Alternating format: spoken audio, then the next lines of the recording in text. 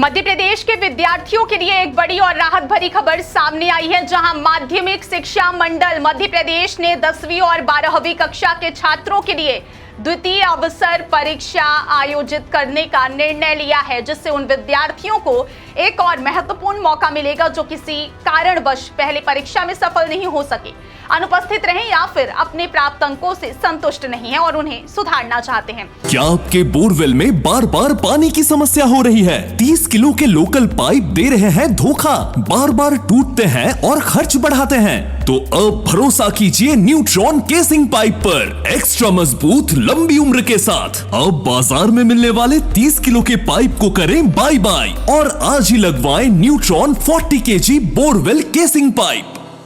इस परीक्षा के लिए ऑनलाइन आवेदन प्रक्रिया शुरू कर दी गई है, जिसे विद्यार्थी 22 अप्रैल की रात 12 बजे तक एमपी ऑनलाइन पोर्टल के माध्यम से पूरा कर सकते हैं, जबकि यह परीक्षा 7 मई से 25 मई के बीच आयोजित की जाएगी। सीएम डॉक्टर मोहन यादव ने इस पहल को विद्यार्थियों के भविष्य के लिए एक सकारात्मक कदम बताते हुए कहा है कि किसी भी छात्र को असफलता से निराश होने की आवश्यकता नहीं है, बल्कि इसे एक सीख और सुधार के अवसर के रूप में लेना चाहिए, जिससे वे आगे और बेहतर प्रदर्शन कर सके। उन्होंने अभिभावकों से भी अपील की है कि वे अपने बच्चों का मनोबल बढ़ाएं और उन्हें आगे की तैयारी के लिए प्रेरित करें, ताकि वे अपने शैक्षणिक जीवन में बेहतर परिणाम प्राप्त कर सकें। इस योजना के तहत वे सभी विद्यार्थी प्राप्त होंगे जो प्रथम परीक्षा में किसी एक या अधिक विषय में अनुत्तीर्ण रहे हैं या परीक्षा में शामिल नहीं हो पाए थे। साथ ही वे छात्र भी इस अवसर का लाभ उठा सकते हैं जो अपने अंकों में सुधार करना चाहते हैं, और यह व्यवस्था उन्हें यह स्वतंत्रता देती है कि दोनों परीक्षाओं में जिस परीक्षा में उनका परिणाम बेहतर होगा वही अंतिम और मान्य माना जाएगा।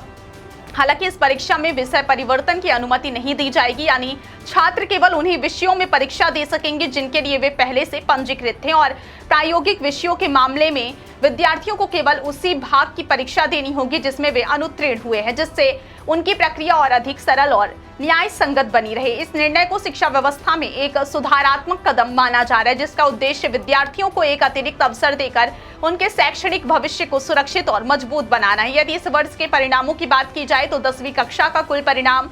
73.42% रहा है, जो पिछले वर्ष 76.22% की तुलना में 2.80% कम है, और इस वर्ष कुल 7,87,595 नियमित परीक्षार्थियों का परिणाम घोषित किया गया, जिनमें से 5,78,328 विद्यार्थी सफल हुए, जो यह दर्शाता है कि बड़ी संख्या में विद्यार्थी इस अतिरिक्त अवसर से लाभान्वित हो सकते हैं। वहीं 12वीं कक्षा में इस वर्ष 76.01% विद्यार्थी सफल हुए, जो पिछले वर्ष 74.48% की तुलना में 1.53% अधिक है, और कुल 6,13,318 नियमित परीक्षार्थियों में से 4,66,406 विद्यार्थी सफल घोषित किए गए हैं, जिससे यह स्पष्ट होता है कि शिक्षा के स्तर में सुधार हो रहा है। लेकिन अभी भी एक महत्वपूर्ण वर्ग ऐसा है जिसे अतिरिक्त प्रयास और अवसर की आवश्यकता है। इसी को ध्यान में रखते हुए द्वितीय अवसर परीक्षा की व्यवस्था की गई है, ताकि कोई भी विद्यार्थी केवल एक परीक्षा के परिणाम के आधार पर अपने भविष्य के अवसरों से वंचित ना रह जाए और उन्हें अपनी क्षमता साबित करने का एक और अवसर मिल सके। यह कदम शिक्षा प्रणाली में लचीलापन और विद्यार्थियों के प्रति संवेदनशील दृष्टिकोण को दर्शाता है, जिससे यह उम्मीद की जा रही है कि आने वाले समय में छात्रों का आत्मविश्वास बढ़ेगा और वे अधिक मेहनत के साथ अपने लक्ष्य की ओर आगे बढ़ेंगे। साथ ही यह भी सुनिश्चित होगा कि किसी भी छात्र की शैक्षणिक यात्रा केवल एक परीक्षा परिणाम पर समाप्त ना हो, बल्कि उसे सुधार और पुनः प्रयास का पूरा अवसर मिले, जिससे शिक्षा का वास्तविक उद्देश्य सीखना और आगे बढ़ना सार्थक हो सके।